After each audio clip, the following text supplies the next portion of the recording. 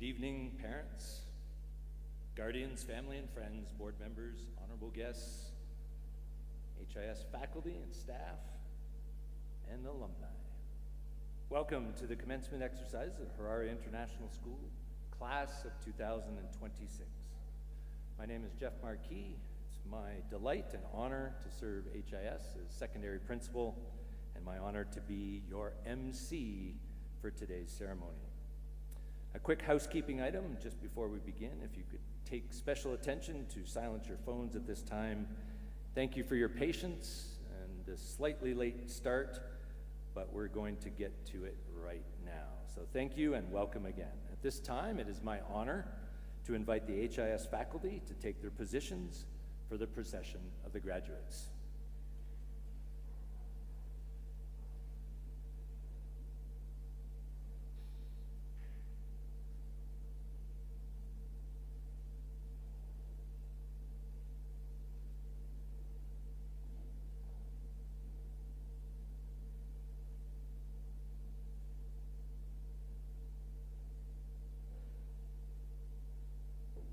Now, if you are able, I kindly ask you to stand for the procession of the graduates.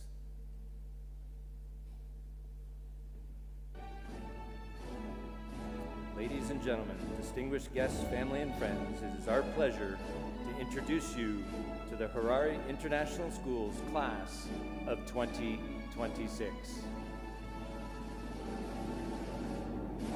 It's okay to clap, everyone. Welcome them.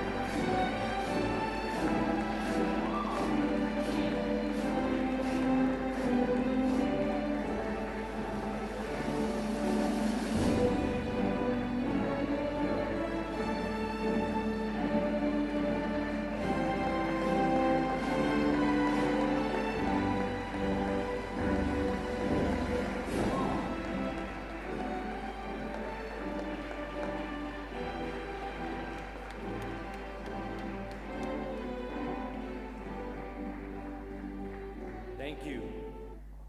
And welcome to you, the class of 2026, to your graduation ceremony. You've made it, and you're looking great.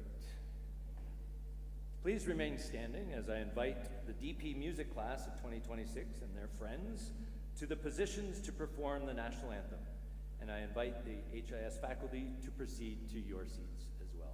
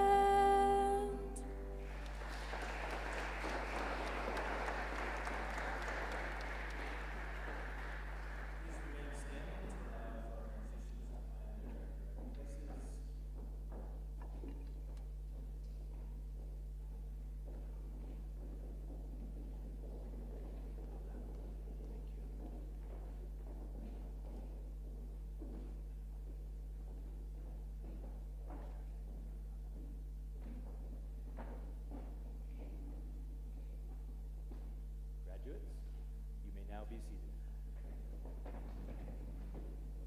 Audience, you may now be seated. I now invite Dr. Greg Moncada, HIS's director, to present the welcome address. Dr. Moncada.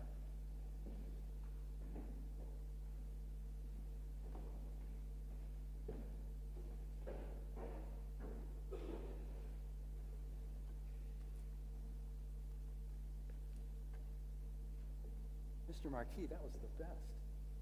That was beautiful. It was a wonderful processional, and it was great to see how you've all just come in as yourselves, but also as a graduating class. I'll be making a short welcome to all, and then I will introduce our next speaker. I would like to welcome you all to this 2025-2026 graduation. I wish to extend a warm welcome to our ambassadors, esteemed guests, our visiting families, parents, alumni, teachers, students, and of course, those who we celebrate tonight, our graduates. When I asked others how they would characterize this class, the response was impressive, diverse, a group of unique individuals, sporty, but the most often remark was resilient. This makes sense.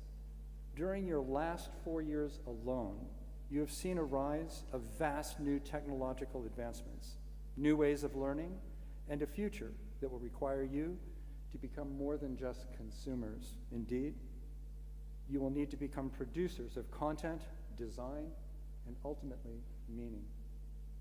In educational parlance, resilience is what we like to call a universal skill, a skill that you will rely upon throughout the course of your life to remain vital in as everything in life around you is changing. Your next steps away from the comforting certainty of HIS will challenge your resilience, your ability to persist in the face of many unknowns.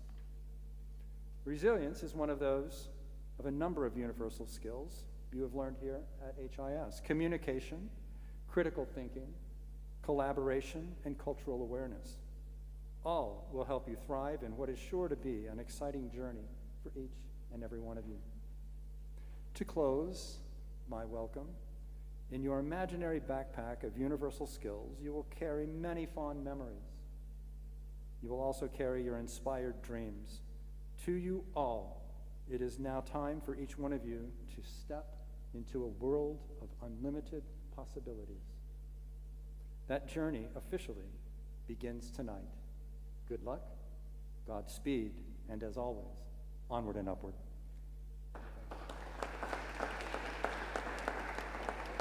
Thank you.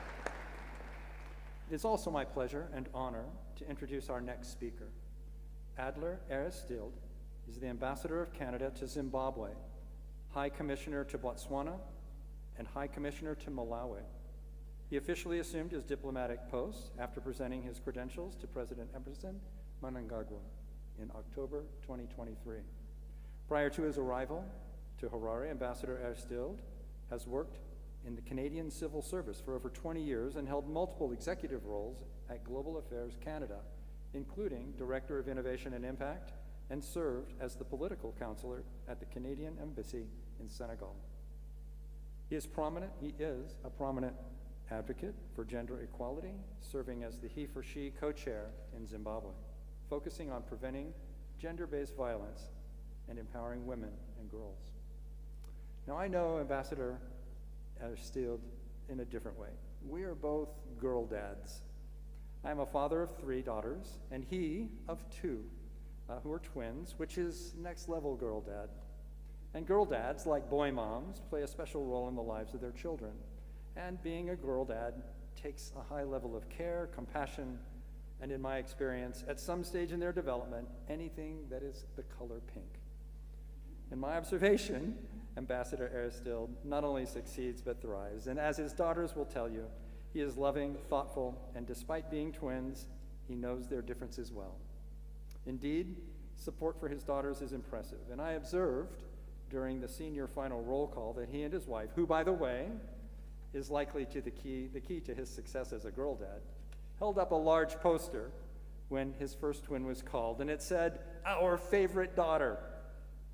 Later, as the second twin was called forward, they held up a poster, "Our favorite daughter." Now that is genius level girl dad, level 5,000 girl dad unlocked. After his speech, Ambassador Aristide will also present the National Honor Society cords. Ambassador, thank you for joining us this evening, for proffering your wisdom and insight. The podium is yours. Thank you.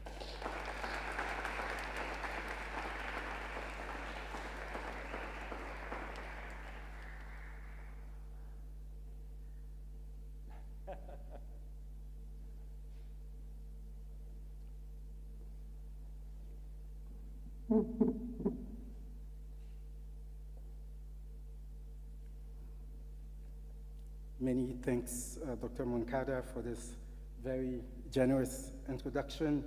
I feel like all praise should be reserved for these graduates tonight, but thank you. Bonsoir à tous et à toutes. Good evening, distinguished faculty, honored guests, proud parents, among them my dear wife, Gina, and many, many friends I see with a beaming smile on their faces tonight. And most importantly, of course, you, the terrific and radiant graduating class of 2026. Let me begin by thanking Dr. Moncada and Mr. Marquis and the entire leadership team of High International School for the kind invitation to address this year's cohort of graduates, one of the best. And it is very personal for me, way ahead of my official functions as Ambassador of Canada is my life duty and privilege as dad to two delightful young ladies who sit among these graduates this evening. Aloha and Alika have asked me not to put them on the spot, so I won't be looking at them and I won't mention them at all. And they offered much unsolicited advice on risk I should not take in my speech tonight. One of them was, Papa, we need to tell you, no dad jokes, please, because no one will laugh and it will be very awkward. Obviously, I made no promise of that sort. I have 6 or 7 dad jokes that are scattered throughout my speech, and we'll see if you catch any of them. On a serious note, like every parent here, I have watched with admiration and pride how these old kids of ours have grown, not only in knowledge, but in confidence, compassion, resilience, and purpose. Tonight, we celebrate your achievements, graduates, and we reflect on this moment of passage you've reached. You arrive here as students shaped by classes, exams, athletics, music, arts, and friendships. You leave as successful graduates, carrying forward not just knowledge, but responsibility. That responsibility is captured well in the ideals of HIS's National Honors Society, which we also celebrate this evening: scholarship, service, leadership, and character. These are not abstract concepts, they are habits that we build. Let's begin with scholarship. Scholarship is not simply about grades and academics. It is about curiosity, the courage to say, I don't know yet, and the discipline to keep learning. In the real world, your ability to think clearly and creatively, evaluate evidence, remain intellectually curious and humble will continue to matter more than memorizing facts, especially in the age of high-powered Google, ChatGPT, artificial intelligence. The second ideal is service. Each of you has benefited from teachers who were patient, stayed late, often, parents or guardians who sacrificed quietly, and friends who stood beside you when things were hard. Service is how we pay that debt. Service helps recenter us to ask not what's in it for me, but instead, how can I contribute? Third, leadership. Leadership is sometimes confused with status, authority, and visibility. But the finest leaders I've encountered demonstrate a different quality altogether. They make others better. They're not the loudest voices in the room. They listen. They accept responsibility when things go wrong and share credit when things go right. Character. Character is what remains when no one is watching. It is honesty when dishonesty would be easier. Kindness when you have the power or the incentive not to be kind. Integrity when shortcuts are tempting. In moments of stress or uncertainty, the set of values you've practiced here and similar ones inculcated at home will serve as your compass. On behalf of all fellow parents celebrating tonight, I wish to express immense gratitude to HIS for having been such a welcoming and formatively robust institution for my daughters and for all these well-rounded students receiving their diplomas tonight. Class of 2026, you're graduating at a time of complexity and change.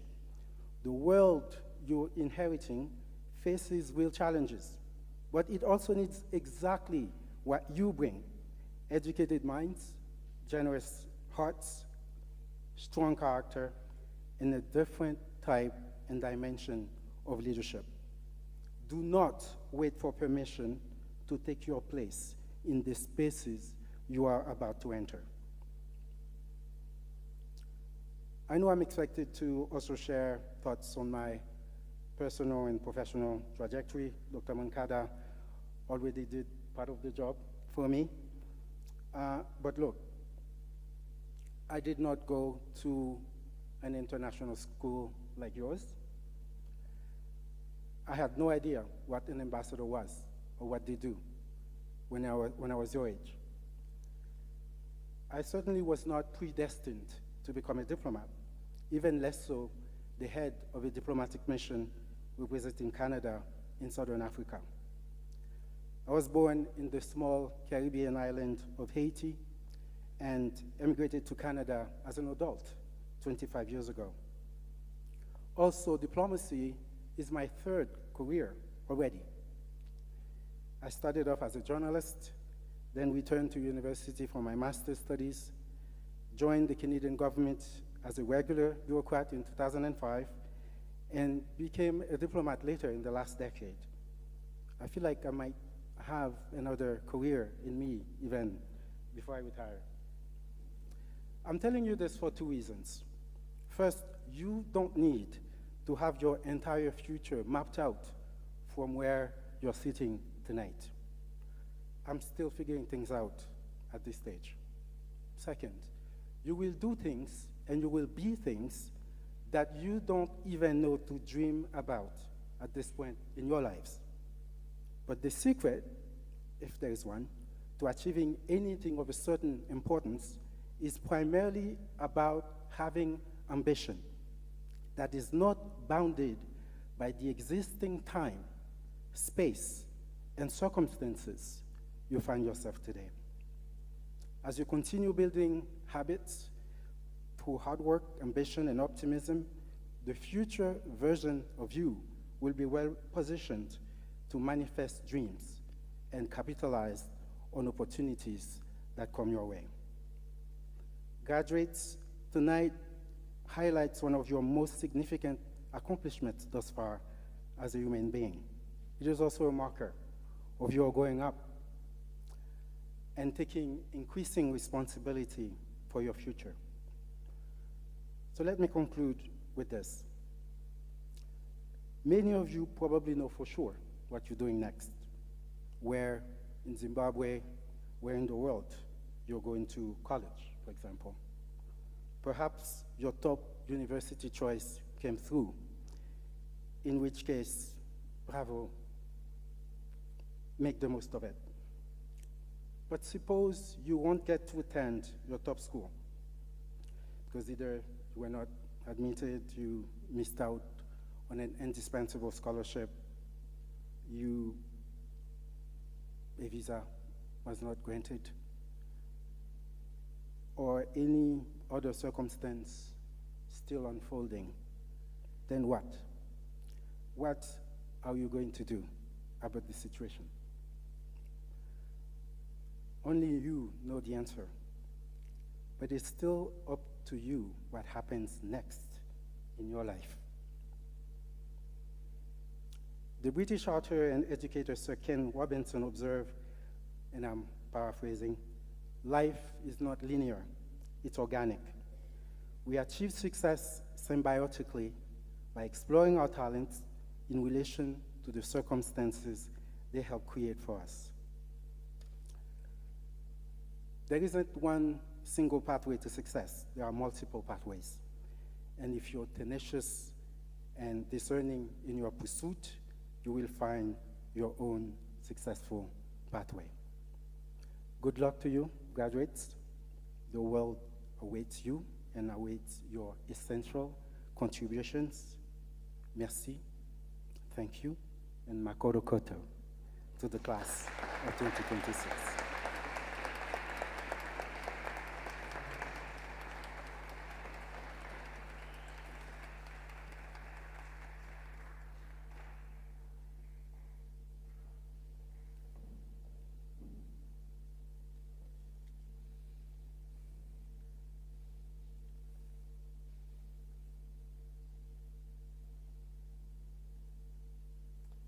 Thank you, Ambassador, for those wonderful words. I hope the graduates appreciated those and take up the challenge that has been presented to you. It is my pleasure to ask you, Ambassador, to remain on stage to join Dr. Moncada to recognize our NHS students. Dr. Moncada, Ambassador, please make your way to center stage to receive the NHS members. Today we are presenting 5 NHS members from the class of 2026 with their gold cord, symbolizing their membership and commitment to the National Honor Society, as lovely outlined by Ambassador this evening. NHS students, as I call your name, please stand and come forward to receive your special recognition and kindly remain on stage in front of the piano for a group photo with all 5 members. Mufaro Chikwewa.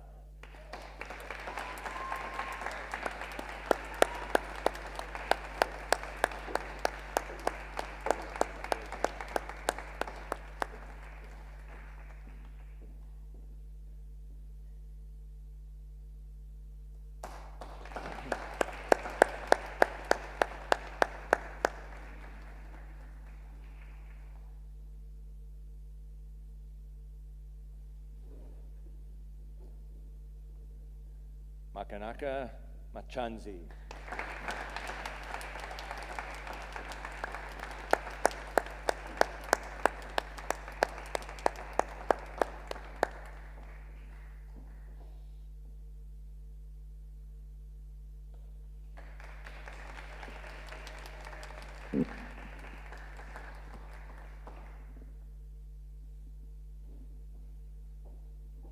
Lisa Maxwell.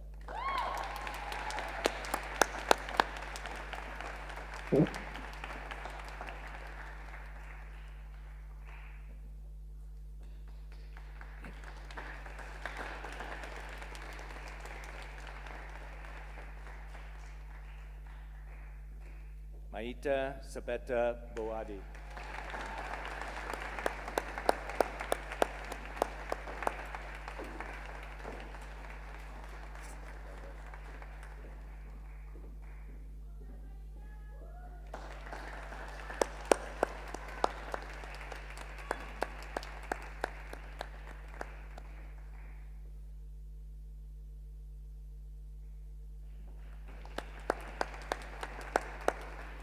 Catherine Wang.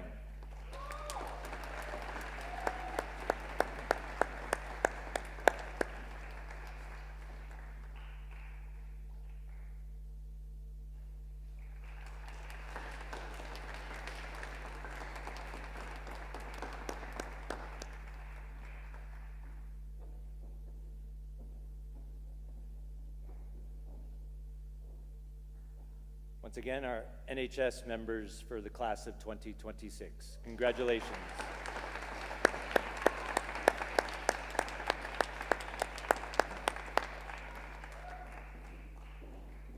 Thank you, Ambassador Steele. Thank you, Dr. Gregg.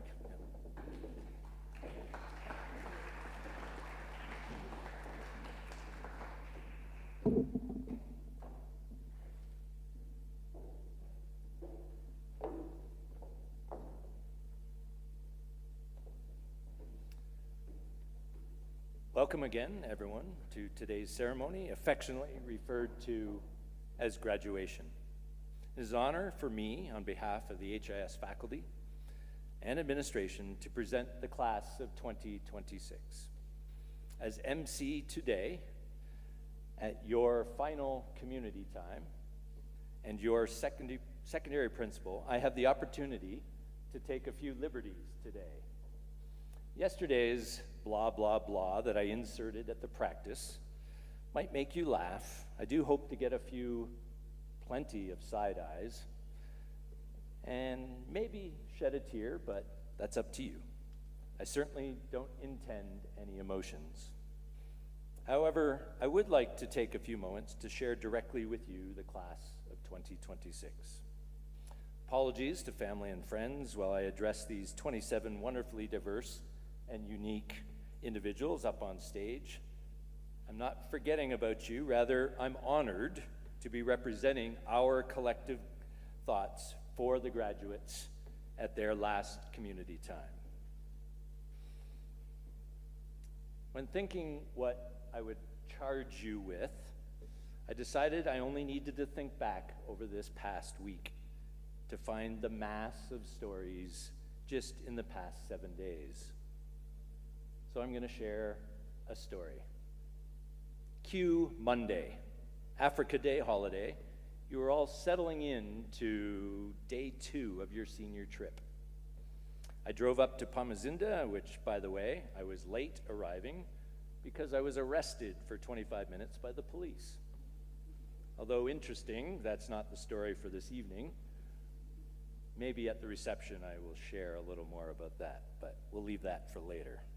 What I would like to share are some reflections about going fishing with 10 of you on Monday afternoon. I'm sure many of you have encountered the proverb, give a person a fish, you feed them for a day. Teach them to fish, you feed them for a lifetime. Okay, audience, bear with me. When I heard fishing was an activity on offer, I secretly hopeful that I could join. I grew up on the water as a kid in Canada, with most summers catching frogs, crayfish, and always casting a fishing rod at any nearby water, pond, or river. Cue back to Monday. I convinced Mr. Nyati and Ms. Nyawera that was the easy part, and I got my slightly selfish chance, along with 10 of you, sitting up on stage to continue my favorite pastime, or one of my favorite pastimes. We went fishing. For the audience benefit, I'm going to share some fun facts and some statistics from Monday's fishing excursion. A majority of the 10 that I went fishing that afternoon, it was their first time fishing. Definitely the first time baiting a hook with live bait. We used homemade bamboo poles with the exception of a few casting rods. The pond we fished in was about a half-meter deep at its deepest point and maybe 50 meters in diameter. Translate, our fishing area was small, shallow, and basically still water. Lastly, and important later on in this story, is we used earthworms for our live bait. Back to Monday afternoon by the pond, I realized very quickly when we arrived that, especially since it was their first time fishing for many of them, and prom nails were on fleek, that I would be living the most famous proverb, give a person a fish, you feed them for a day. Teach them to fish, you feed them for a lifetime. This hour, very quickly, and I'm not making this up, was one of my highlights of my time spent with you. I've had many highlights, but in this 1 hour, I learned and I reflected on some things that we value. I say we because I'm reminded that I'm representing those wonderful people down in the pit that have taught you over the years. More about them later. What were those reflections, you ask? What possibly could you take away from 1 hour pond side, you ask? We shared some laughs. Definitely we shared some laughs by the pond. Some frustrations of the many fish that nibbled but got away. But if we truly think back to this 1 hour pond side, I think you all walked away with some simple yet hopefully profound insights that we want to encourage and charge you with taking to the places you will go. Just a couple other fun facts from fishing on Monday. Remember the prom nails and the first time fishing? So, if I were going to fish, I needed to teach the fine art of baiting a hook with worms. Rather than fishing myself, I jumped at the chance to help you out and teach you fishing. So I baited hooks with lots and lots of worms, and yes, got lots of worm poop on my hands. The stuff principals are asked to do these days, and I don't think an official grad speech is if poop isn't referenced in it. I digress. I counted, and this is accurate, I baited 49 hooks on Monday. with delicate and maybe not so delicate precision. Out of the 49 hooks that I baited with worms, students caught a total of 9 fish, all smaller than my phone, which I used to capture the proud fisherwomen and men. In fact, their smiles were bigger than the fish they caught. And last fun fact, all 9 fish were released back into the pond, happy to continue their existence for another day. Now, putting this into IB World School language and context, 9 catches out of 49 baited hooks. If this was paper 3, HL Math, that probably puts us at a 6 or 7. Oh, sorry, Adler, you beat me to it. You knew that reference was going to join graduation. Actually, using IB grade boundary, it might actually come to a 2 or a 3. Wait, what? That isn't good. Why would you share those statistics with your family and friends? Well, glad you asked. When I reflected on Monday's fishing experience, what I challenged you to carry forward into life after today now follows. I have 2 things I would like to share. 1, I can safely say that given the right conditions, you all would be able and likely willing to share with someone what you learned by that pond. Whether baiting a hook so it will catch even the smallest of fish, or taking caught fish gently off a hook, giving it a kiss and releasing it back, I believe you are able to help. You will be able to help someone for a lifetime. While we were fishing, and you may not go fishing ever again, that is not the point. The point I would like you 27 to consider in this special moment, what were the hundreds of thousands of times somebody taught you to fish metaphorically? By just being present. Maybe by simply sharing some kind words, forgiving you, listening to you, or simply sharing their knowledge and skill with you. Secondly, grasp the concept of presence and take it with you everywhere you go. I mentioned that I was slightly selfish to spend an hour by the pond enjoying fishing. But what I reflected on this week was that through baiting poopy worms on hooks over and over again, I treasured the moment of just being present with you all. Seeing the joy when you've caught your first ever fish, or the agony of getting so many nibbles and never pulling a fish out of the water. It didn't matter. We epitomize being present in joy, sorrow, frustration, elation, and learning something new. So next time you hear the proverb, teach someone to fish, and you feed them for a lifetime, think of being present as an opportunity to teach. Even in failure, i.e. never catching a fish or an outcome not going according to plan, it can still be a highlight and an opportunity to learn and impact somebody positively.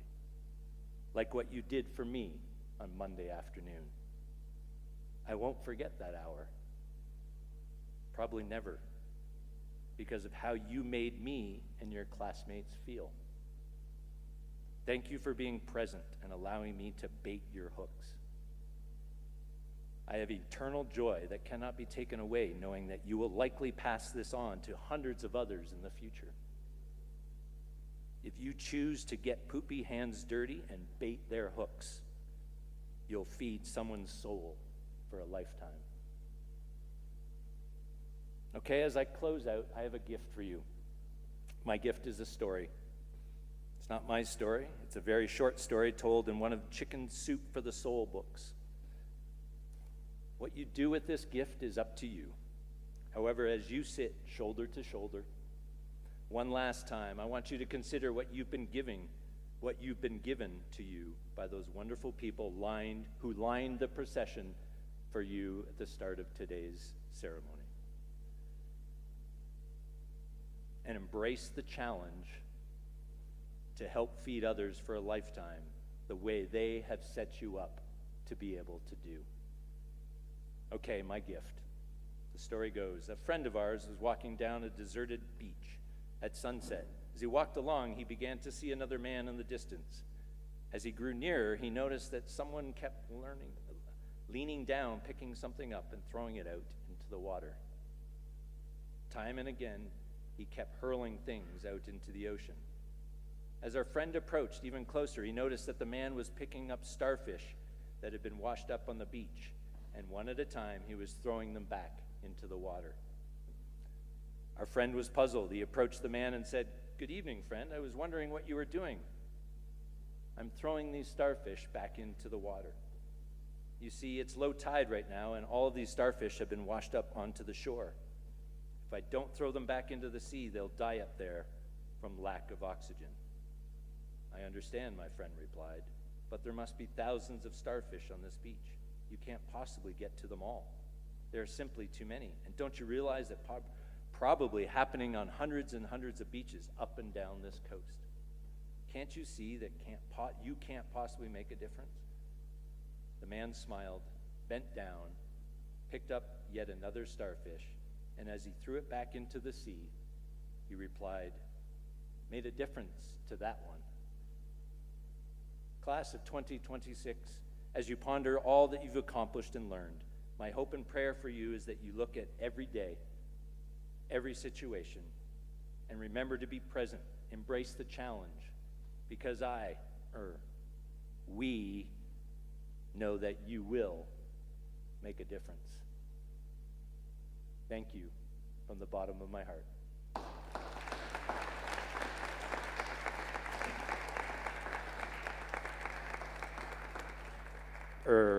From the bottom of our hearts. Congratulations.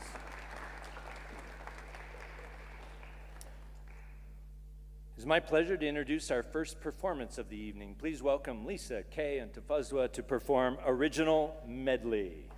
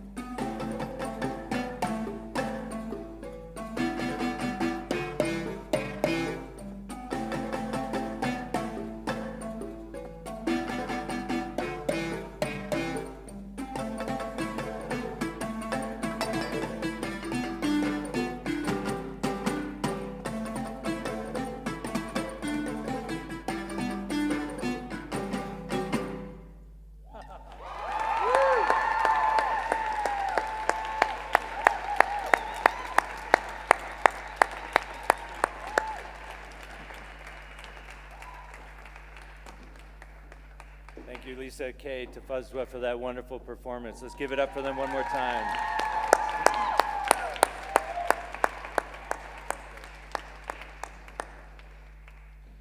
I would now like to welcome Ms. Kate Reeler, HIS Secondary Vice Principal, to the podium to introduce this year's salutatorium.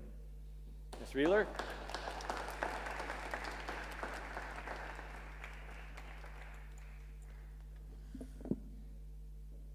There are two ways for a school to select the salutatorian. It could either be the student with the second best scores or a student that the graduates nominate to speak to them.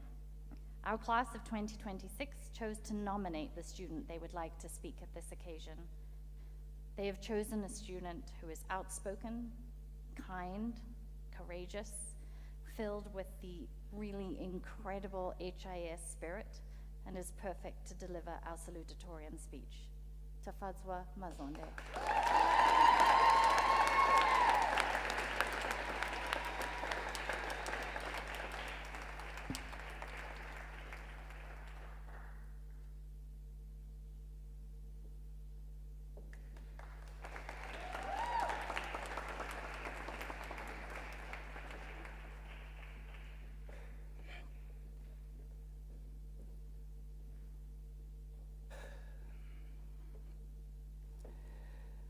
I joined HIS 2 years ago as a scholarship kid.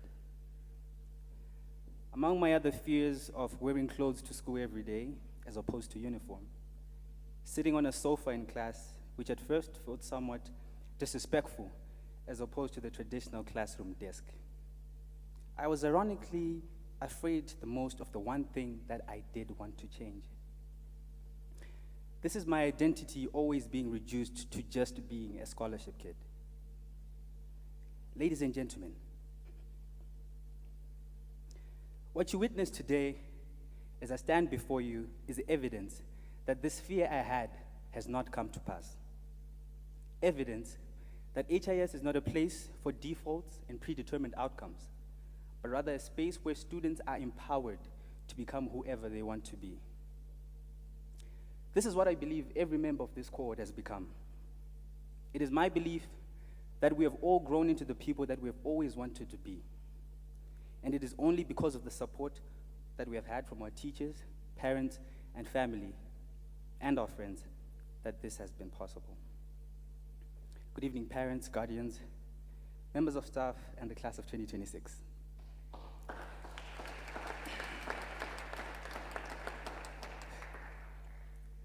Let me begin by expressing how incredibly humbled I am to have been nominated as the class salutatorian. I'm told my job here is to speak on behalf of the class of 2026, which I'll tell you is quite a challenging task. It's hard enough to speak on behalf of one person, let alone a cohort of 27 students from across 15 countries who speak more than 10 different languages. My task is even more difficult because our class is quite a peculiar one as well. We are different in a plethora of ways, and I will elaborate. Our class is super smart people smart enough to convert maths into art. We also had talented artists who not only designed the beautiful murals by the football pitch, but also our nice varsity jackets. We had strong personalities and more reserved personalities as well to strike a natural balance. The best way I can describe how our grade worked as a graduating student athlete is like a football team. Every individual on the team must be different from the next for the ultimate goal to be achieved. The defenders must be the absolute best at defending, and so must be the attackers, the midfielders, the substitutes, and the goalkeepers at their respective jobs. As much as I love the GOAT of football, Lionel Messi, I can concede to the fact that a team of 11 Messis on the football field would never win a single trophy, because diversity is a prerequisite for success. Joining HIS, as many of my colleagues may agree, we thought that the motto that we are a boldly diverse learning community was just some sort of marketing gimmick. But I quickly found out that this is a value that we truly live by as a community, one that we appreciate, and one that I've grown to value as well. Our diversity, although at first seemed to divide us, ultimately made us stronger as a group. And you could see it in very small but meaningful gestures. We were all the same because we were all different. We were united because each one of us was unique, and fortunately, everyone could identify that. I often say to people who ask me how my experience was when I was new to this place, that it is impossible to be out of place at HIS. As such, it was almost impossible to be out of place in this cohort. There was always someone you can lean on, which turned our many differences from a low light into a superpower.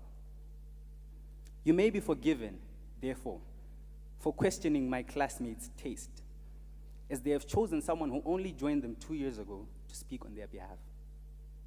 But what is unmistakable, ladies and gentlemen, is their sense of camaraderie, their togetherness, their ability to always be there for one another. This is what the class of 2026 was all about. But there's more. There's a famous saying by Maya Angelou. It goes, people will forget what you said. People will forget what you did. But they will never forget how you made them feel. You were all full of encouragement and compassion when it was needed. And I will never forget each one of you for consistently holding on to that quality. There are places and experiences my colleagues and I will never forget, too. Like the senior lounge, which was so hard for us to let go a few days ago when the juniors finally invaded it. It was a place for power naps, debates, and mostly noise, which fortunately Miss Ingram was happy to keep under control. We will never forget the cafeteria, mostly for selling $3 burgers and a single banana for $1.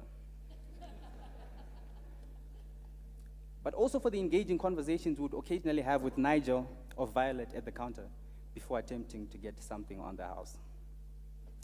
I know many of us won't forget ICEA, the closest feeling one could ever feel to the glamour of professional sport, theater, and performing arts. As I round up, I believe my job here today is not complete without saying a few very important thank yous to very important people in our lives, starting with our parents. Thank you for the belief that you've always put in us, for investing so much time, effort, and money towards our needs. We have become who we are today because of your presence and your influence. I'd like to thank my very own mom, who's in the audience. I'd like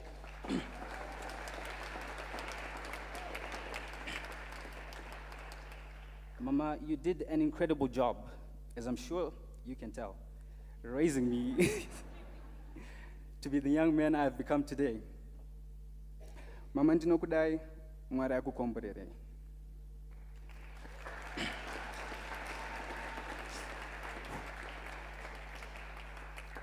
I extend the same gratitude to my other mothers in the audience, Mama Kudzi and Miss Mutongorea, for treating me like your own son. I'd like to thank all the teachers for being such a significant part of our journeys.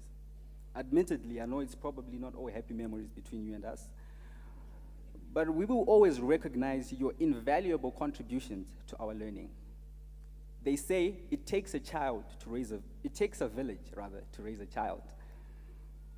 And to our teachers, perhaps we shouldn't be surprised that you understood the assignment. To the class of 2026, we fought for these caps and gowns. We earned this moment.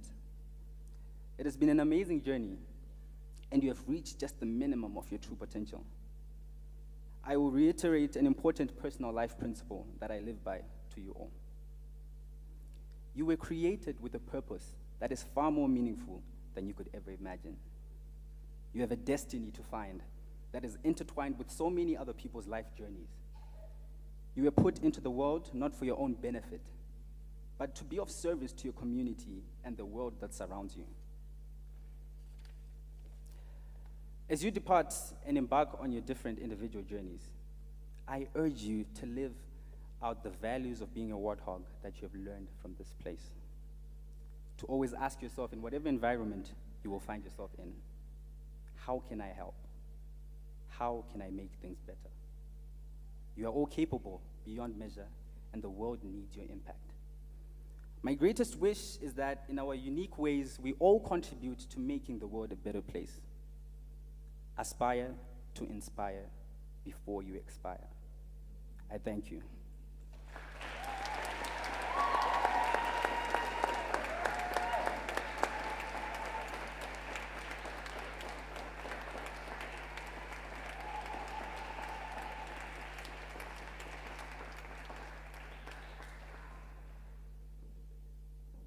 Thank you to Fazwa. Thank you for sharing those wonderful thoughts and challenging your classmates and the gratitude that was expressed. Well done. I would now like to invite, yes, well done, yes. Thank you. I would now like to invite Catherine to the stage where she will perform Prelude in G minor by Sergei Rachmaninoff, which will be followed by Alora and V, who will perform My Future by Billie Eilish. Please enjoy.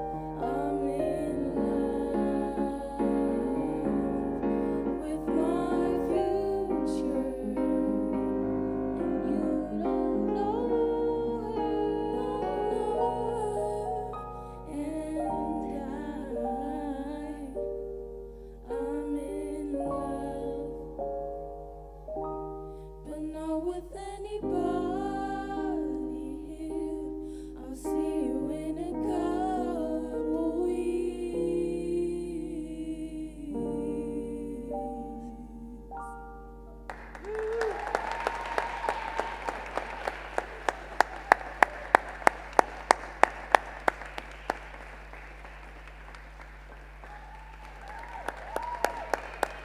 Well done.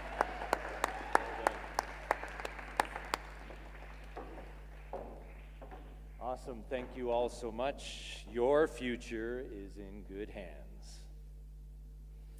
I would now like to welcome Mr. Derek Gresko, HIS's Diploma Program Coordinator, to the stage to introduce this year's valedictorian.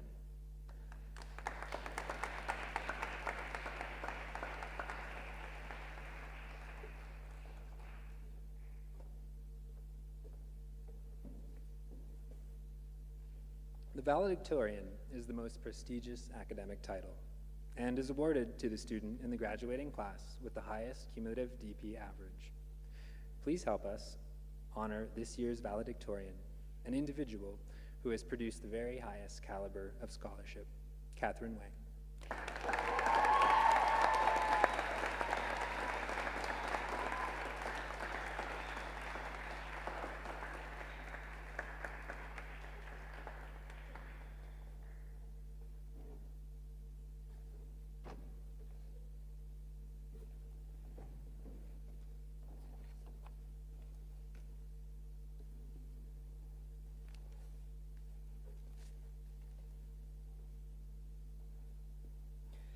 Good evening, everyone. Faculty, friends, family, and most importantly, the graduating class of 2026. It is strange standing here tonight, because statistically speaking, none of us should really be here at all. The probability of you existing has been estimated by some mathematicians and geneticists at roughly 1 in 10 to the power of 2,685,000. Or in simpler terms, 1 followed by 2.68 million zeros. A number so impossibly small that the human brain cannot really comprehend it. In fact, to really put that into perspective, there are only around 10 to the power of 80 atoms in the whole observable universe. And yet somehow, against odds so seemingly impossible that they border on fictional, it is us sitting on these chairs tonight. Out of every possible person who could have existed, every alternative life that could have unfolded, and every tiny coincidence and decision stretching back generations, it is us who made it here. For years, at least for me, graduation was so abstract. It was always lingering there, somewhere in the distance, beyond the next exam, the next IA deadline, the next important year where we promised ourselves that we would finally lock in. Time moved anyways, as it always does, and now suddenly we are here, dressed in gowns that make us all look highly accomplished and sitting beside people who, for years, have existed as constants in our lives. Peoples whose faces we are as familiar with as our own homes. And tonight, perhaps for the very first time, we are forced to face the beautiful yet devastating fact that this version of our lives is coming to a close.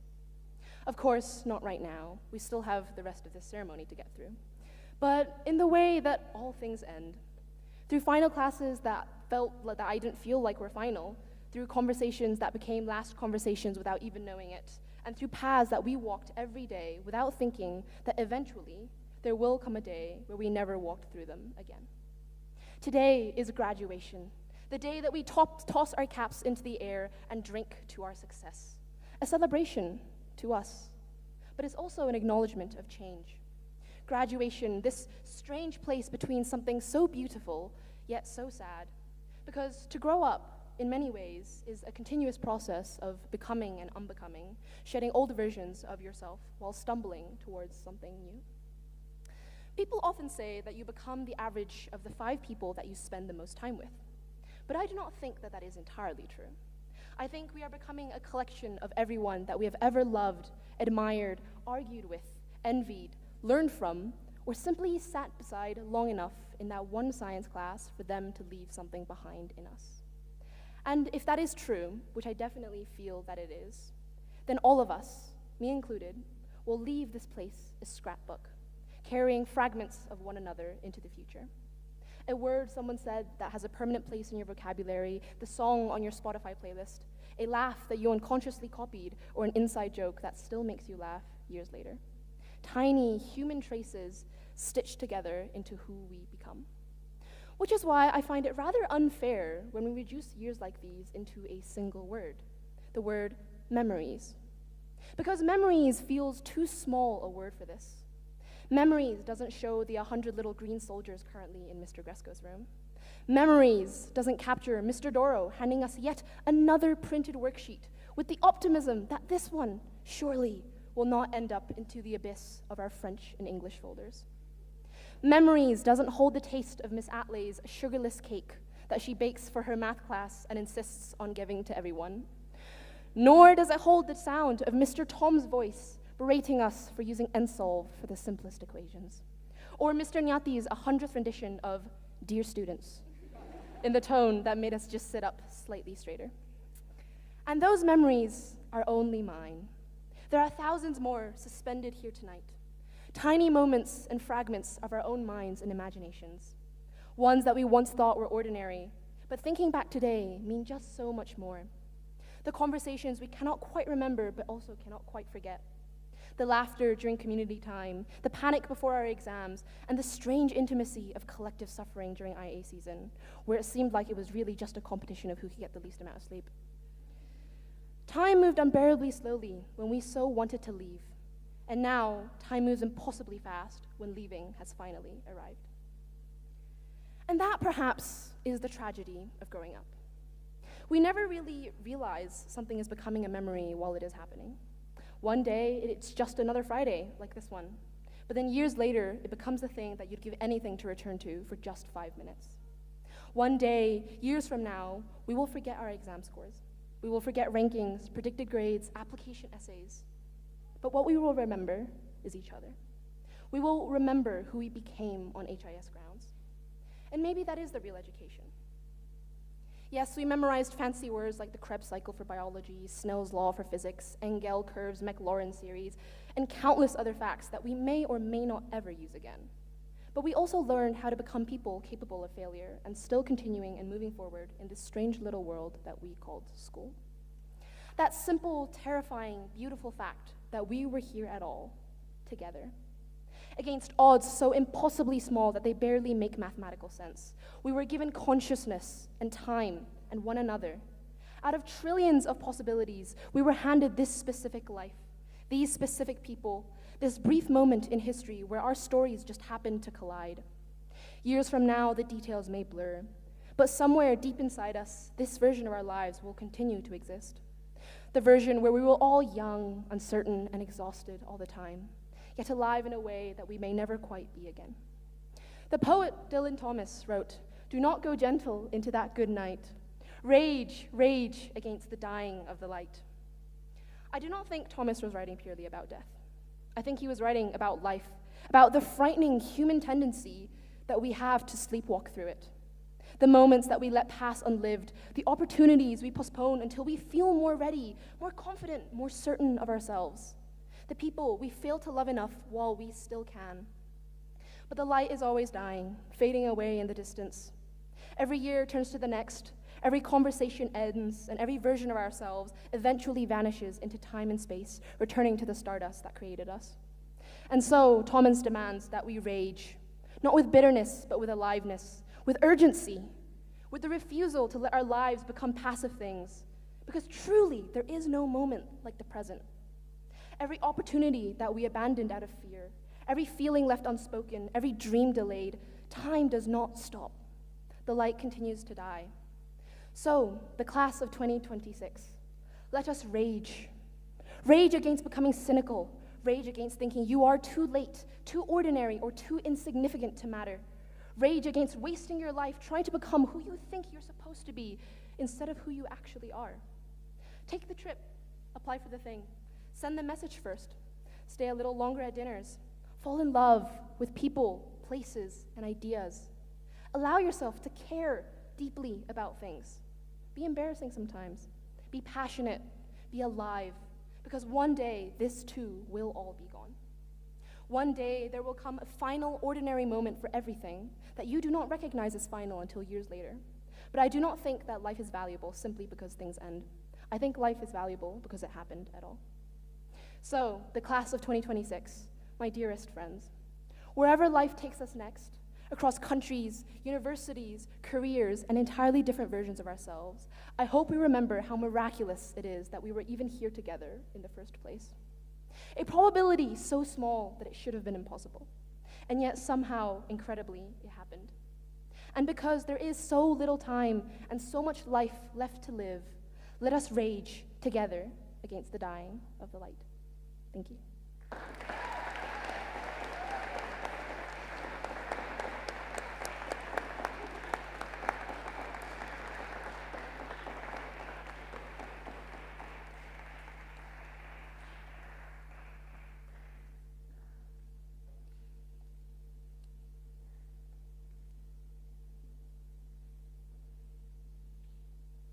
Thank you, Catherine. Lovely address, your wisdom and insight, so well articulated and representing and challenging once again, as Tafazwa did, your classmates. Congratulations again on your valedictorian.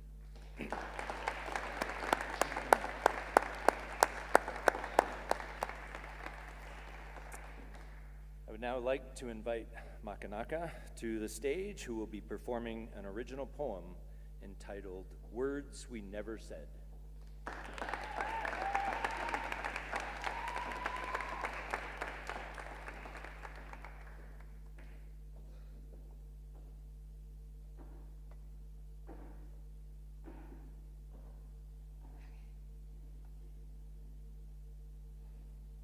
Words we never said. Not everything that had weight was threaded into a sentence. Sometimes it was found in our eyes, in the way our hearts arced into smiles, the kind of smiles worn by people learning how to endure. Smiles that invited hugs, eyes that whispered, I see you, you're here. And maybe that's why it's the smallest moments that stayed with us the longest. The laughs in the senior lounge and in the hallways, small eruptions that made deadlines and drama so much easier to bear. And of course, the laughter didn't make the IAs any better, but they did give our days the strange flair for future nostalgia. And so to that, I may have never said thank you, but trust me when I say my journey has been endlessly grateful. But although gratitude softens the heart, bitterness withers bones. Maybe there were apologies never spoken, confrontations we avoided, pains we never fully healed. And yet, those same words we fear hearing, within the privacy of our own minds, asks us to sincerely apologize and let the baggage go. Because we were never meant to leave this place silently carrying every wound, but rather carrying this wisdom wherever we go. When the world expects us to rush, let's not forget to slow down. When opinions require our silence, let's not forget the weight and the power of our words. Remember whom you became. Remember every word you chose to say. And I know the fear of the unknown, its ability to cripple your destiny. But as wise Dr. Seuss once said, oh, the places you'll go. So let's go, class of 2026. Let's defy the fear. Let's defy the odds. Let's defy the unknown, but never forgetting whom we've become. And to everyone here, as we live this life, let's not be afraid to say the things that matter before they become words we never said. Thank you.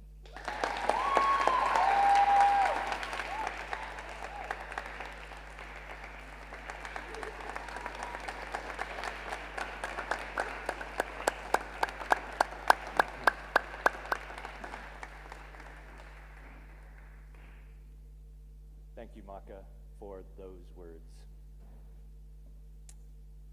Every graduating class selects an individual from the faculty to address them at this ceremony. It is a great honor to be selected. Every graduating class selects an individual from the faculty to address them at this ceremony. It is a great honor to be selected. I've already said that.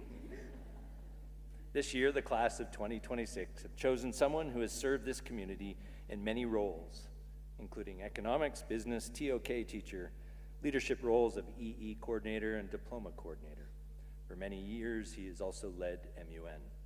On behalf of the class of 2026, I would like to warmly welcome Mr. Derek Gresko to the stage to deliver the commencement address.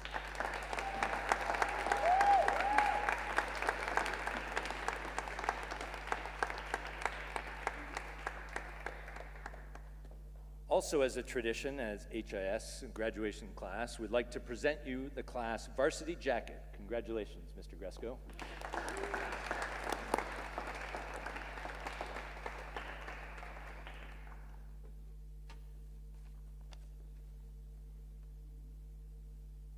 Thank you, Mr. Marquis, for that kind introduction. Welcome, students, distinguished faculty, honorable guests, excellencies, proud parents, and families. It is my profound honor to be here with you today to celebrate the class of 2026. First of all, I must remind the class just how very proud we are of each of you. Your families have each quietly sacrificed in their own way in order to get you to this moment. So let's try something. Could we get the house lights on for a moment? I didn't expect the stage lights to be this bright. Thank you. Please take a moment to give your people this chance to see your smile and your gratitude in a way that feels right to you. Show them. Families, teachers, administrators, and supporters of the class of 2026, congratulations.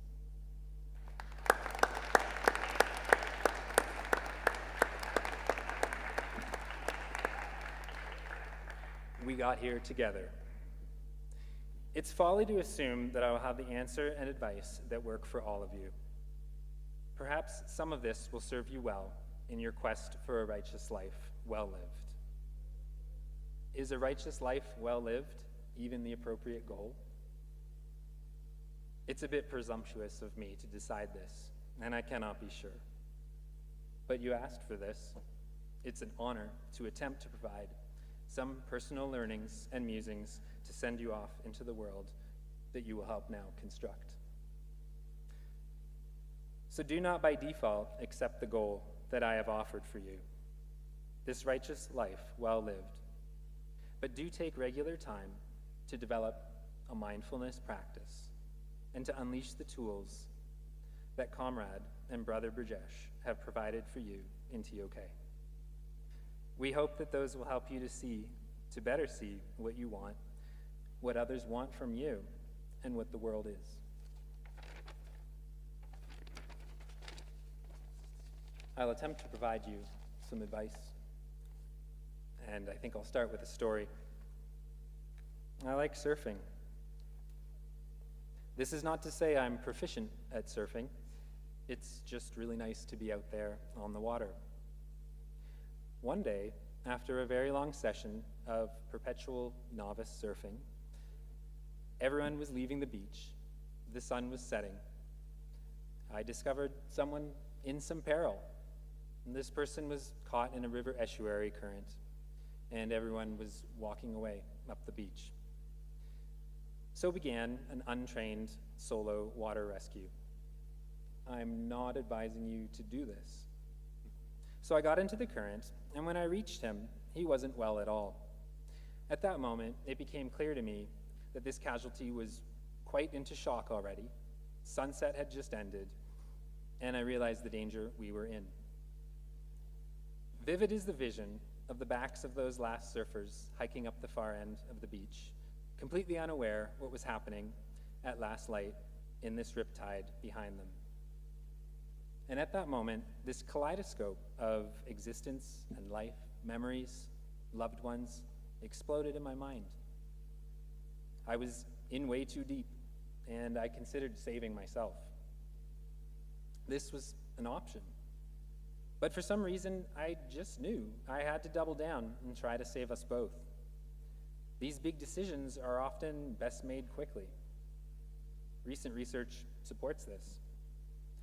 This was not about being principled. This was a reflection of the fact that we are principled. So step one, I made more questionable choices. I tried to tow him and beat this current, and I could not. We could get about 3 meters from shore, never closer, and exhaustion had arrived. Fortunately, I did have the knowledge that this was exactly the wrong thing to do. The advice is sprinkled in tonight. Tourists are always drowning. Understand sea currents, riptides, and how to navigate them. This saved our lives. So I convinced this person in panic shock to drift out into the sea, into the dark Pacific Ocean on a moonless night with no witnesses of our peril, and probably about a day before anyone would notice we were missing. It was actually quite difficult to convince him to cooperate, but he was too weak to put up much of a fight. It was complete madness. I reassured him that this was fine. I was also pretty sure we were done. The swells were full of energy, collected over thousands of kilometers. I never felt courageous, ever. I just knew I had to do this. And one thing struck me at that moment. I was sure I was finishing my last day here on Earth. And what I'm trying to bring to you tonight is that, sure, I was horrified, but something else was happening at this moment. I was completely okay with it. I was going out with purpose and doing what I truly felt was the right thing. But there was a huge problem to this. Clarity in my thinking was at its best at this moment, but I realized that leaving everyone behind without being able to tell them that I had already, at 31, in my opinion, lived life fully, without regrets, that I was okay, and that this was okay. Not being able to reassure them, that was a terror. I couldn't tell people that I was truly fine. My time had come. I don't remember any fear, except the inability to convey that message to those people important to me. Keep in touch with your loved ones. We drifted out into the deep, out into the sea in this strong current, along a remote stretch of this national park, and we headed south down the coast. We re-entered the breakers and tumbled like battered rats into the beach. We were unable to stand for a bit. We hiked through a swamp full of snakes and emerged on the highway looking like fugitives. And people wouldn't stop for us to help. We were bruised and cut, but we were given this second life. I think I can say that you are now truly entering adulthood. I know it may not be a crowd pleaser for graduates, but if nothing else, I'll try to be genuine. Your brains are not fully developed yet, and we believe that by your early 30s, this process will be finally complete. It's more than a bit of an injustice that you have to make so many important decisions about your life and the life that you'll lead when you're 16 or 17 years old, still unable to sign a legal contract. You're not locked into your decisions forever unless you believe that you are. In your 20s, your 20s will be an incredible decade of personal discovery, adventure, big highs and harsh lows. Research suggests that we are probably happiest in our 60s, so don't worry if you're not always on top of the world. If your Maslow's hierarchy gets dented, I'm sorry, it'll happen. It's truth to yourself and the people you care for that will hopefully guide your path. Take care of yourself. Your body is resilient, but fragile. It's okay to change your mind on the course of your life, and statistically, half of you will change your undergraduate studies. This is good. You will continue to learn, and you may need to make course adjustments. Don't feel a loss of pride because you're not initially right at 17. This makes you righter, not wrong. There's this very precious thing you have, which we don't, and that's time. For most of us in the room, you are just near the beginning of this journey. We relive our adventures, our choices, our learning, and our cringy moments in daydreams about what you will do with your time here on this impossibly unlikely gift of life that Catherine so eloquently identified. Use your time well. Seneca shared 2,000 years ago that putting things off is the biggest waste of life. It snatches away each day as it comes and denies us the present by promising us the future.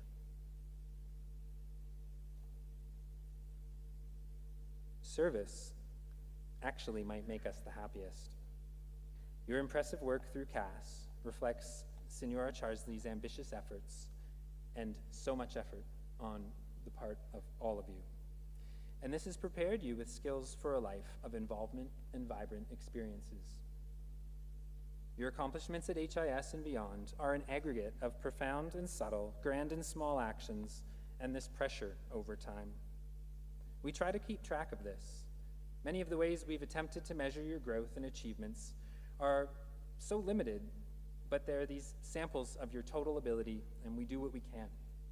Some of these metrics are quite useful, but the truth and gravity of what you have personally achieved is obscured and in such nuance that I believe only knowing you over time could provide insight on your true growth. Your grades are not you. Through your greatest efforts and kindness, you will define yourself. I think Seneca had it on lock 2 millennia ago. He shared that we suffer more often in imagination than in reality. Marcus Aurelius replies shortly afterward, if you're distressed by anything external, the pain is not due to the thing itself, but to your estimate of it. And thus you have the power to revoke this at any moment. You're in control of your own emotions and thoughts, and these will shape you. Also, we're all just figuring things out. Will you be successful out there? You were promised 98+% odds by Dr. Seuss. The truth is, you have to figure out what your goals are, and if they're your goals. It's this second part to be mindful of. We taught you to consider the biases and perspectives and logical fallacies that make up knowledge itself. When selecting your dreams, I suggest you take stock of the influence of your friends, your parents, your teachers, religions, schools, media, social media, influencers, salespeople, grifters, narcissists, bosses, partners, politicians, posers.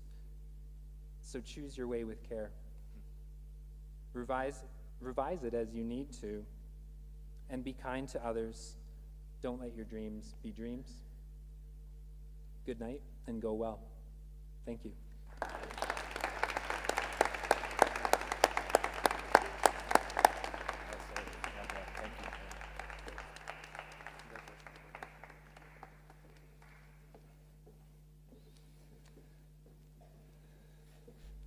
Thank you, Mr. Gresco, for that entertaining and inspiring address. Next, ladies and gentlemen, it is a tradition at HIS graduations to recognize those graduates who have been here the longest. These students are pioneers of this year's senior class. The following students have been at HIS since early childhood, EC1 and EC2. Students, when I call your name, please stand to be recognized. Aria Belinsky.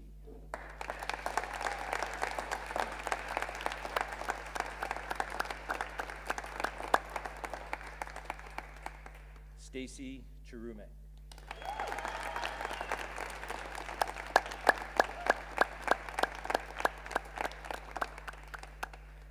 Chiedza Muzurewa.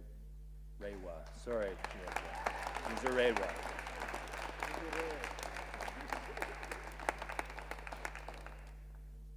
Catherine Wong.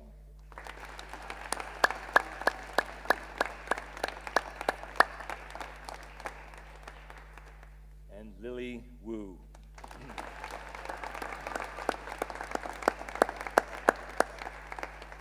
Thank you all for the time you've put into our school. Congratulations. You may be seated. now for our final performance, I would like to invite Zoe Kaseke to the stage where she will perform Amazulu by Amanda Black.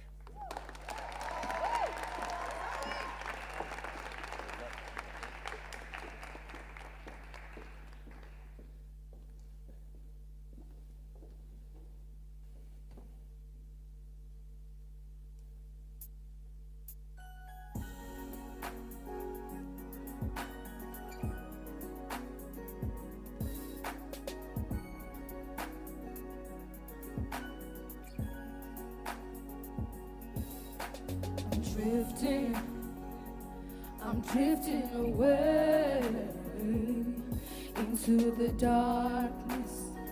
Ngizothatha umthwalo ndibeke emqola mama. Ububi kunzima to lift my head up high. Open my eyes and I will fly. Oh, I'm barely coping. I'm feeling close and hoping I'm having the heavens will open. Mdali wezulu ndikhalela kuwe. I'm feeling open now. I'm feeling hopeful now. The light is shining bright above and I'm losing my flow. Kudala ndisiwa ndifuna, ndifuna noluthando, ndifuna noluthando.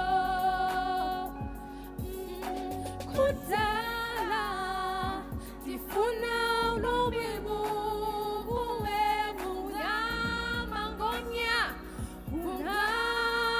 Oh, vulega vulega vulega vulega vulega masulu, vulega masulu, vulega masulu. Oh, vulega vulega vulega vulega masulu, vulega masulu, vulega masulu. I'm giving, they're taking, tripping, I'm falling. Tell me I'm nothing, don't care what they're saying. I'm begging you, darling, stop losing your flow. And no, I'm drifting, no more drifting away. Avulegi lukamaku, uvulegi lamasulu. I'm fighting for survival. Ndilikawe, ndilikawe, ndilingomnyama. Oh,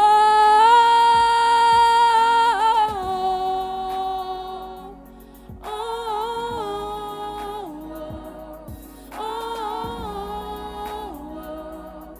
oh, vulega, vulega, vulega, vulega, vulega masulu, vulega masulu, vulega masulu. Oh, vulega, vulega, vulega, vulega masulu, vulega masulu, vulega masulu.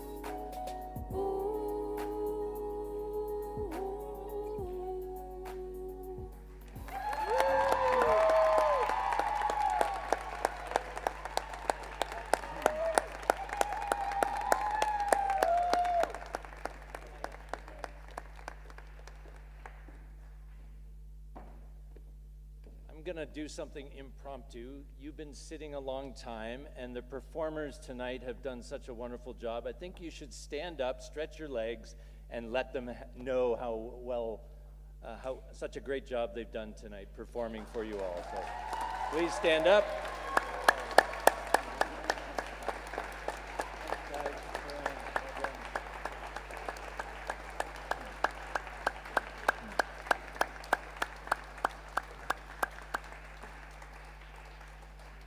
We do have a little bit more, so hopefully you enjoyed that little opportunity to stretch your legs.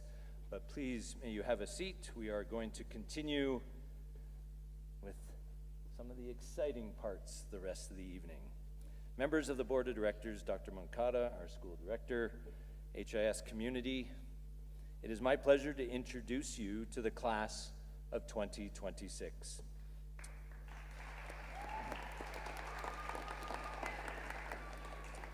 As secondary principal representing the secondary faculty, it is with pride that we pronounce that the 27 students on stage today have fulfilled all of the graduation requirements of Harare International School's high school program with integrity. Inspired by curiosity, embracing challenge, and deep personal growth, they have met and in many ways exceeded the academic, artistic, and athletic requirements for graduation, and thereby have earned an HIS diploma.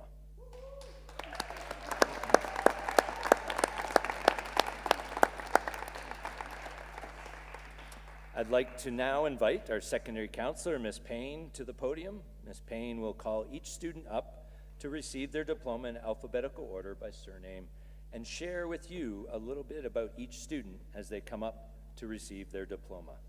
Class of 2026, when your name is called, please come to receive your diploma.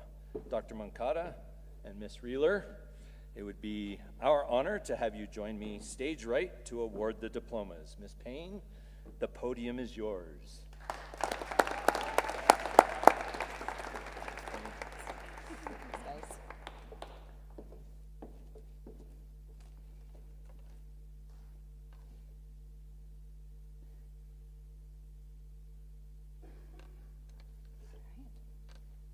Alika Maya Aristild.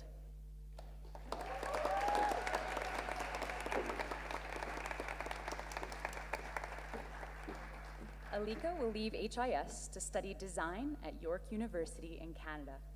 She is looking forward to traveling the world, especially seeing Japan, and surrounding herself with people who support and inspire her. She takes with her the friendships and memories she has made over the last 3 years and gratitude for how much she has grown in confidence.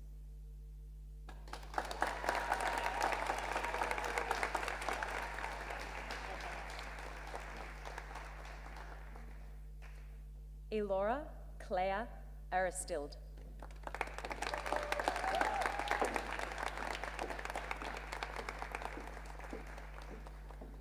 Elora is moving on to study psychology at York University in Canada.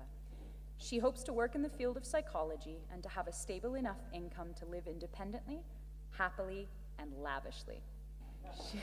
She is grateful to HIS for giving her a strong work ethic and exposing her to cultures outside her own, and also for the great friendships she has developed.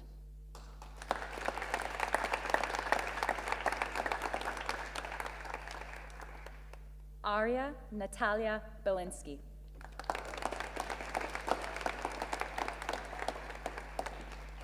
Arya is headed to Australia to study architecture. When she reflects on her many years at HIS, she feels grateful for allowing her to develop a deep value of diverse multiculturalism, which taught her to be open-minded and understanding of other people.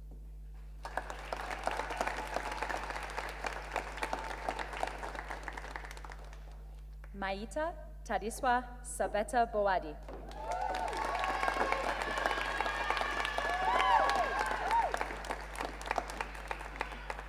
After graduation, Maita moves on to the University of Toronto, where she will study economics. She hopes that the future holds a career and life that doesn't keep her in one place. She takes from HIS gratitude for the strong connections she has made and for being a part of this close-knit community.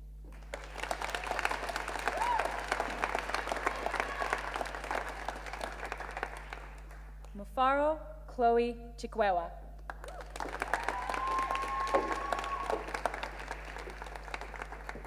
Mufaro's journey after graduation will take her to the next stage of learning, to become Dr. Chikwewa in medical school.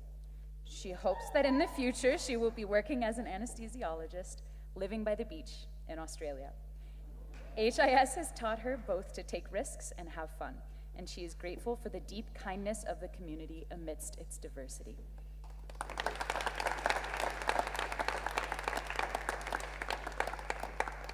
Tariro Stacy Chirume.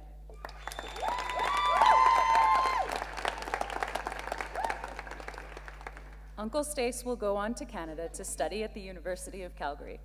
She hopes that in the future she will be a real estate big shot with a bunch of properties, doing very well for herself. Stacy hopes the future holds many wonderful things, but especially happiness.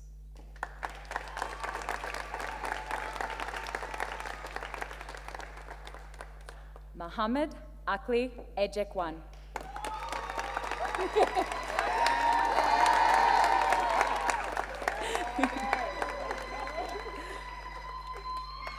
Mohammed's next steps will take him to study international relations at Oxford Brookes University in the UK. He hopes to follow in his father's footsteps and become a diplomat. He is proud of, yes. He is proud of how he has progressed in his time here and has enjoyed the different cultures and traditions the school and his classmates have taught him.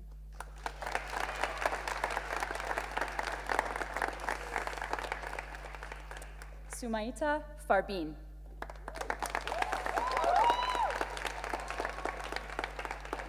Sumaita will be going to the University of Southern Queensland in Australia to study a Bachelor of Medical Laboratory Sciences.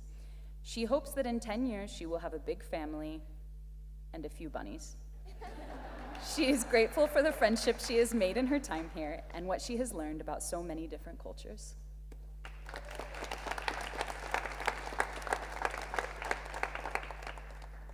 Jeanette Isabella Hedstrom.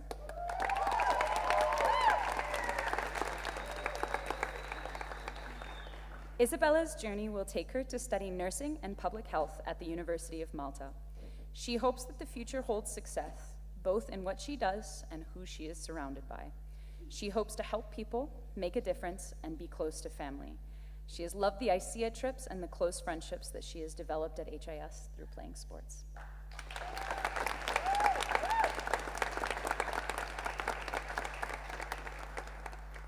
Kiana Louise Hedstrom.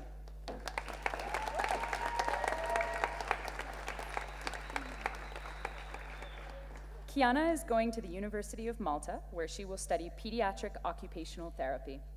In the future, she wants to be successful, rich in memories, and to know that she helped people and made a difference in their lives. Kiana will cherish the deep and meaningful relationships from her time at HIS. Friends, family, friends that become family, coaches, the guards, and the NEMChem team.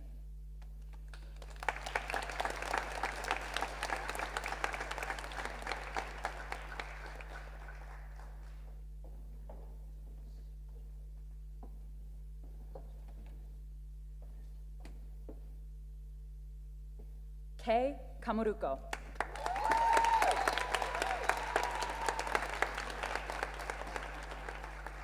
After graduation, Kei is off to study physiotherapy in Europe. He is looking forward to getting his degree and working as a sports physiotherapist, hopefully working directly with football teams.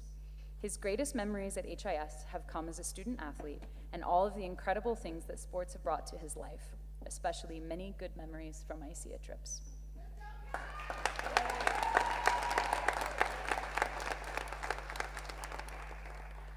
V. Kamuruko.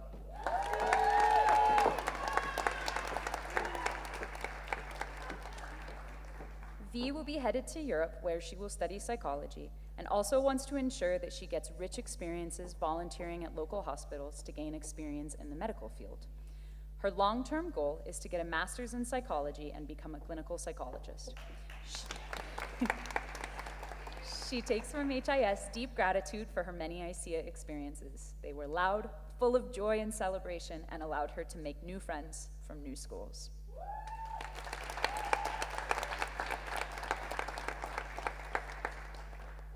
Zoe Unati Kaseke.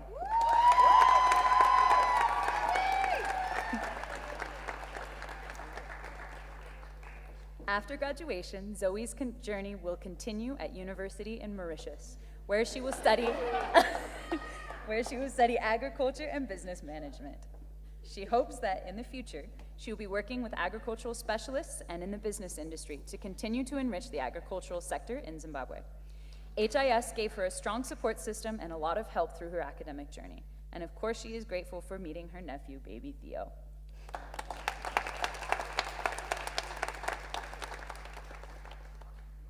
Seth Hiram Keeley.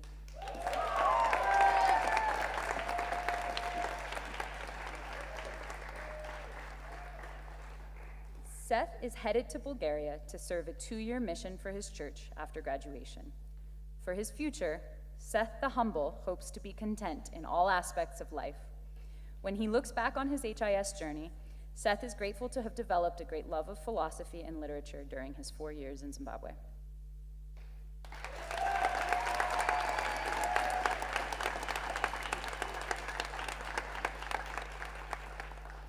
Gio Lee.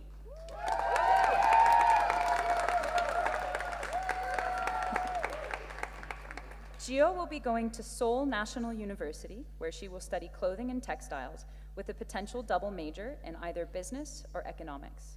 She hopes to enjoy her time in Korea and really integrate herself into the culture. In 10 years, she hopes to show her art at Seoul Fashion Week as well as in various galleries. HIS has taught her how to pursue opportunities both inside and outside of school and taught her so much about how to learn.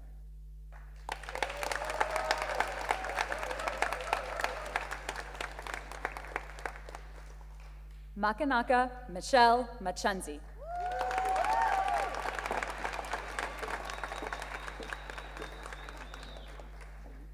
Maka is headed to the University of Calgary in Canada to study chemical engineering.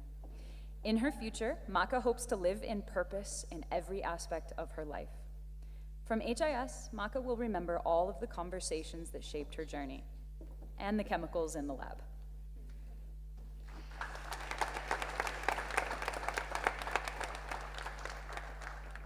Walter Jr. Magaya.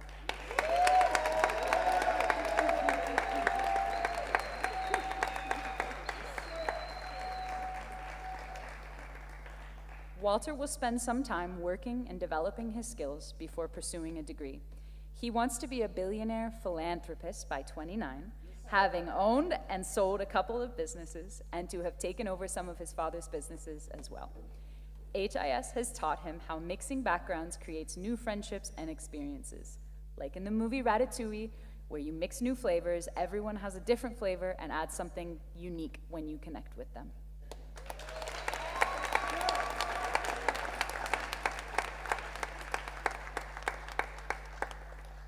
Anthony Lee Martin.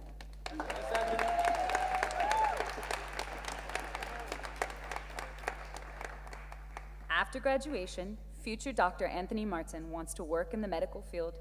This summer will be completing a course to become an EMT, after which he will attend Xavier University, New Orleans to study pre-med. In 10 years, he hopes to be financially comfortable and wants to be a prominent member of his community, where he is able to make a huge difference. Once he becomes Dr. Martin, he wants to travel the world and be involved with an organization like Doctors Without Borders. HIS has taught him how to be mentally strong and the importance of mental health.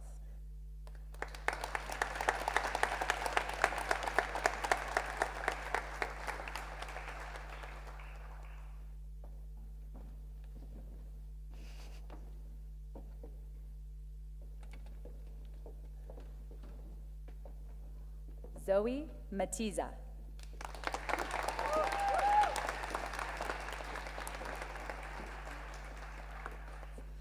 Zoe will be going on to study nursing in Malaysia. She hopes to move into medicine and come back to Zimbabwe, where she will own a pharmaceutical business and contribute to the medical sector as much as she can.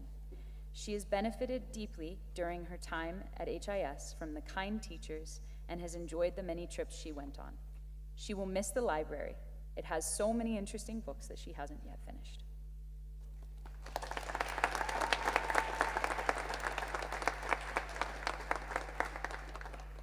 Lisa Rutendo Maxwell.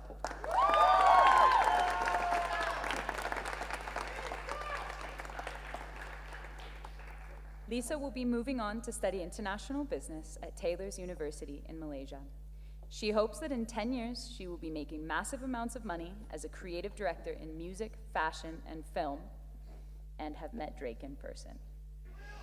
Something she remembers most fondly about HIS was the bonding experience with friends while painting a mural for baby Theo's nursery, as well as all the concerts that she's gotten to perform in and the leadership roles she has held.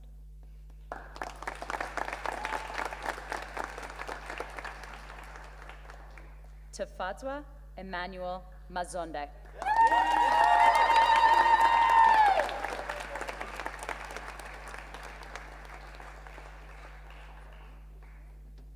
Tafadzwa will be moving on to study biotechnology in either Hong Kong or Malaysia. He hopes to get a great education that will allow him to give back to his community in Zimbabwe through the study of agriculture, developing new crop varieties and animal types. His favorite things from HIS were the awesome ICEA trips, being involved in sports, and of course, breaking ICEA records. He didn't understand the immense value and power of diversity until he came to HIS, and the importance of having people who think differently and come from different places.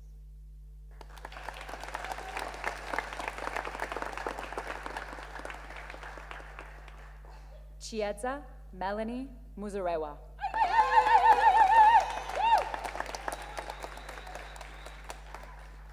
Chiedza will be going on to York University in Canada, where she will study sociology. She hopes that in her future she will travel a lot, as she works as a youth worker helping children in need. She takes from HIS the incredible friendships that she made and is grateful for the inclusive and welcoming environment of the school.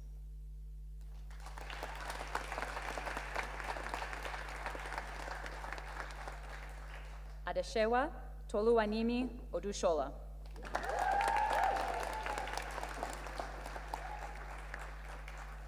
Shewa will be attending Rutgers University, majoring in molecular biology and biochemistry. She will be on the pre-med track and thinks she would like to minor in healthcare administration and/or cosmetic chemistry. In 10 years, she hopes to have a family and be somewhere close to her siblings, pursuing her dreams of being happy, making money, and being a benefit to her community. HIS has taught her that everyone is different, and you have to actually understand someone to know them and communicate with them.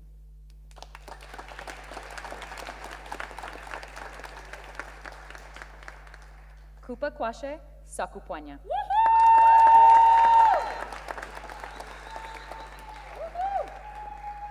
Kupa will be using her June-July break to study fashion and luxury at Vogue.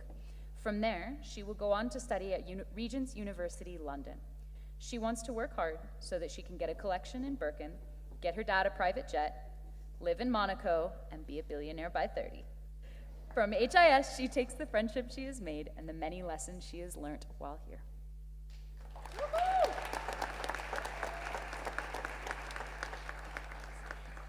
Inez van der Eken.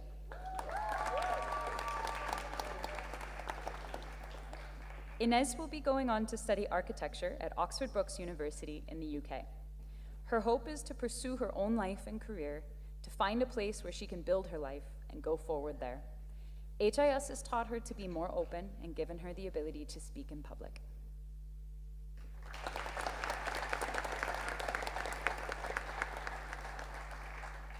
Catherine Wang.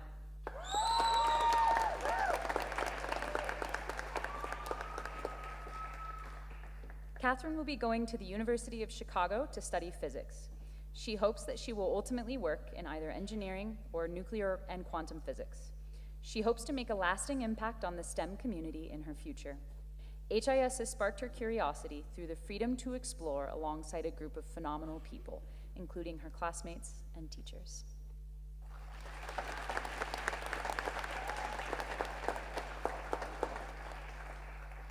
Lily Wu.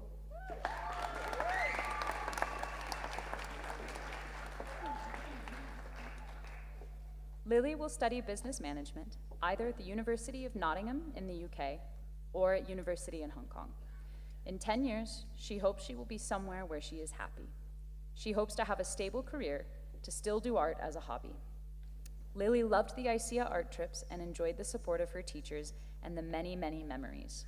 She is grateful to her family and to Miss Gresco and to her 8 cats.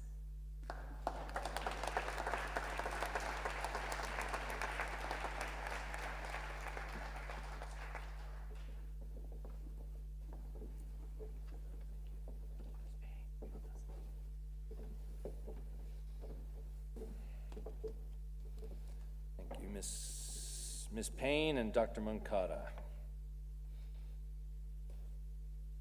It is my honor to now present the newest alumni of HIS, class of 2026. Please stand to be recognized one final time.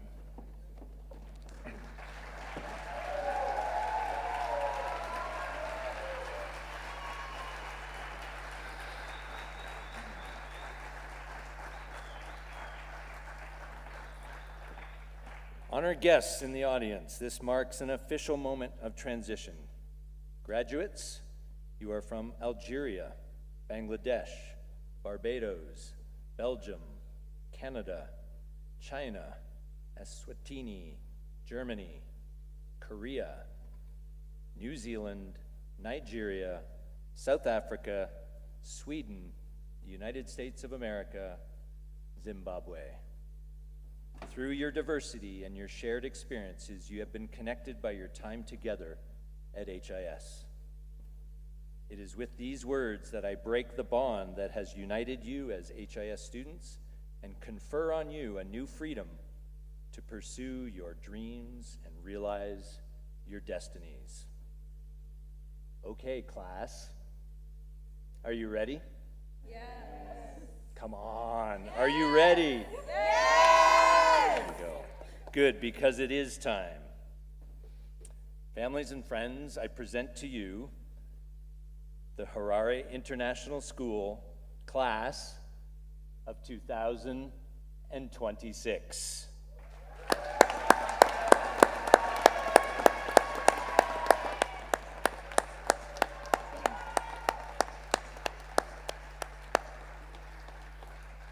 But before we do anything else, I would like to ask our salutatorium, Tafazwa, to lead our community as we share some gratitude. Tafazwa?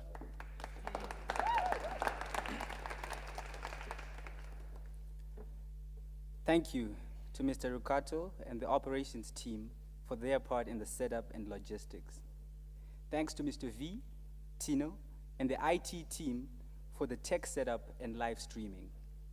Thanks to Ms. Winnie, Mr. Chenu, and Joshua for the setup and running of the PAC and supporting the musicians. Thank you to the National Honor Society students and student ambassadors and High School Student Council for helping here tonight. Thank you to Mr. Gresco, the honored guests, and everyone who spoke and or performed. And last but not least, we would all like to thank Ms. Diana. Planning this graduation, the senior prom, and the reception which is about to follow, while running the DP exams and doing her regular job is a superhuman feat. You are truly incredible, and it all stems from a place of making these events special and memorable for the students. Please, could we give Ms. Diana a large round of applause?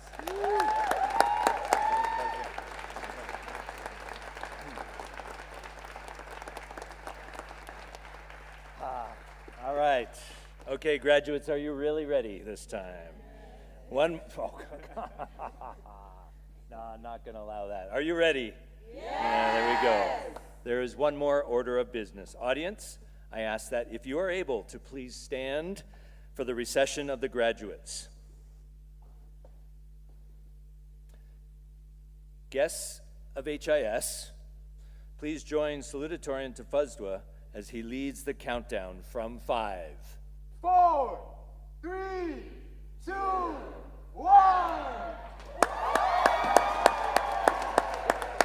Well done, guys.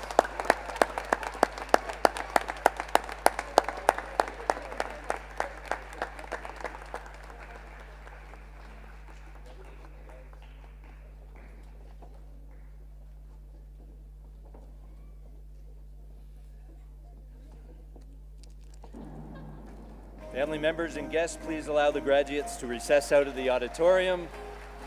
After the graduates leave the PAC, I invite families and graduates to join us for a small reception afterwards. Congratulations, class of 2026. Wanting to start again.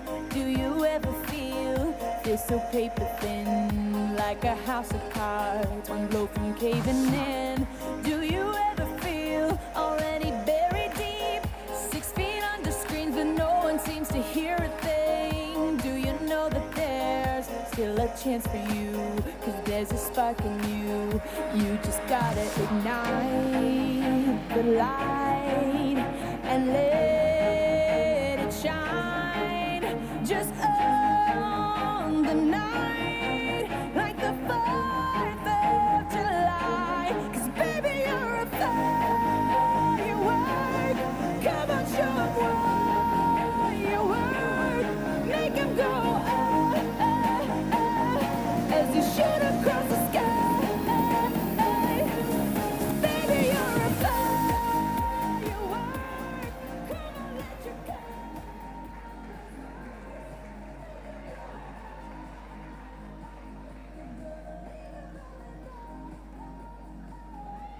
All right, everybody, thank you so much for your attendance and support of these wonderful students.